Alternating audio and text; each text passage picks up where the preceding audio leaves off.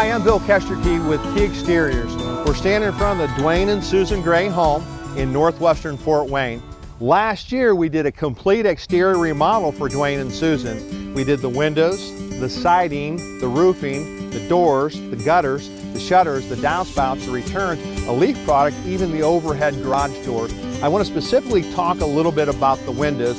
We replaced some of the windows on Dwayne and Susan's home.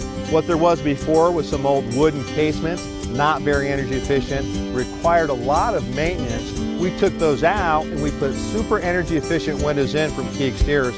That includes the super windows with the SuperGlass. One of the things that separates our windows from everyone else's is the SuperGlass.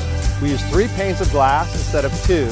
We use double strength glass instead of single strength. And we put Krypton 36 gas in 2 different chambers. Typically most companies will put in the Argon 18.